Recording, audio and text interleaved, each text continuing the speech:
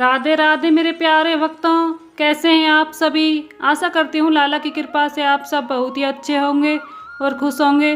तो भक्तों, आज की जो लीला कथा मैं आपको सुनाने वाली हूँ वो एक श्रद्धापूर्वक मानने वाली एक सच्चे भक्त की लीला कथा है।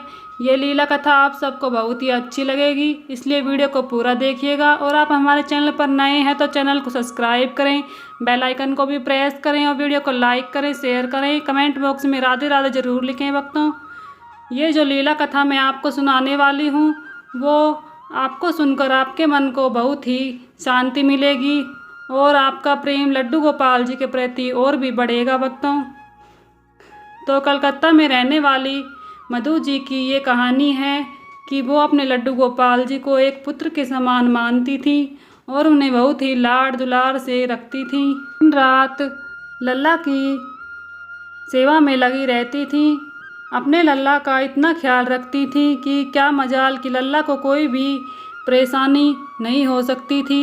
एक दिन की बात है कि मधु जी अपने लल्ला को विश्राम करवा के और खुद भी विश्राम करने के लिए लेट गईं।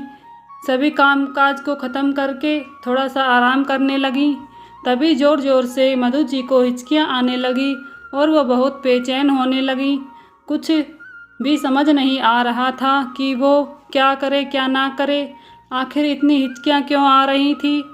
तभी मधु जी की बेटी वहाँ आई, जिनका विवाह पास ही के गांव में हुआ था। जैसे ही मधु जी की बेटी आई तो उनकी हिचकियाँ आना बंद हो गईं और उन्हें अच्छा महसूस होने लगा। जो भी उनके साथ घटित हुआ उन्होंने सब बातें अपनी बेटी को बताई। तभी मधु जी की बेटी ने कहा, माँ, मैं तुम्हें सच्चे मन से याद करती हूँ ना, इसलिए तुम्हें हिचकियाँ आने शुरू हो गई थी। अब मैं तुम्हारे पास आ गई हूँ तो तुम्हारी हिचकियाँ बंद हो गई हैं। तभी मधु जी अपनी बेटी से कहती हैं और उसकी बातें सुनकर हैरान रह जाती हैं कि ऐसा भी भला होता है क्या। तब बेटी ने कहा, हाँ माँ, ऐसा होता है जब हम किसी को अपने सच्चे मन से याद करते हैं, अपने को हिचकियाँ आने लगती हैं।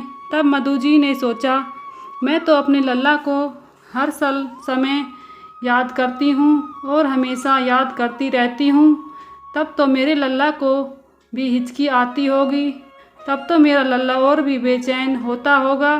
वो सोचने लगी, मेरा छोटा सा लल्ला हिचकियों की वजह से कितना परेशान कितना बेचैन हो जाता होगा।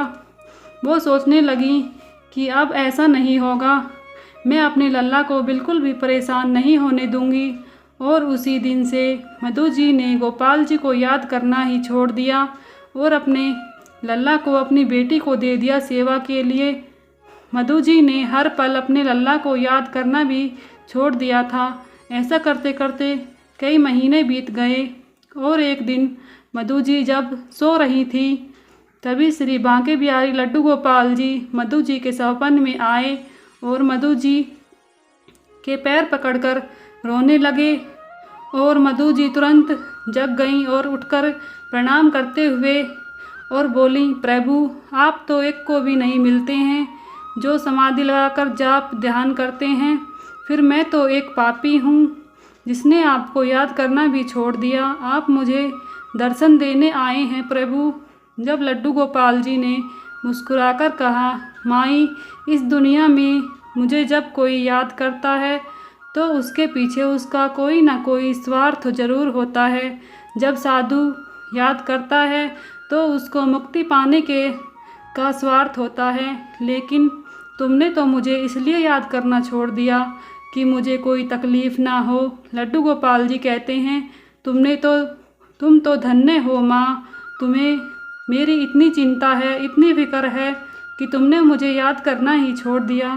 तुमने हिचकी के वजह से मुझे याद करना छोड़ दिया कि हिचकियाँ आएंगी और मैं बेचैन हो जाऊंगा, इसलिए मुझे याद करना ही छोड़ दिया। मेरी इतनी परवाह करने वाली मेरी मैया कहाँ मिलेगी। मैंने पहली बार देखा कि मेरी सेवा में लीन होकर तुम अपने आप को भी भूल जाती हो। ऐसी मैया कहाँ मिलेगी मुझे। ये कहकर भक्त और गोपाल जी दोनों रोने लगे। सपन में मधु जी भी रोने लगीं गोपाल जी के साथ। तो भक्तों, ये थी मधु जी की अद्भुत प्रेम की लीला कथा। ऐसे ही एक भक्त का अपने प्रभु के प्रति प्रेम होना चाहिए। निस्वार्थ भाव से गोपाल जी की सेवा करें। प्रभु जी को तो सब कुछ पता है, उनसे कुछ कहने या मांगने की ज़रूरत नहीं है भक्तों। तो मैं आशा करती हूँ आप सभी को ये लीला कथा अच्छी लगी होगी। अगर अच्छी लगी है तो आप हमारे चैनल को सब्सक्राइब करें, बेल आइकन को भी प्रेस करें और वीडियो को लाइक करें, शेयर करें, कमेंट बॉक्स में राधे राधे ज़रूर लिखें भक्तों। मिलती हूँ अगली वीडियो के साथ, तब तक के लिए सभी को राधे राधे, हरे कृष्णा।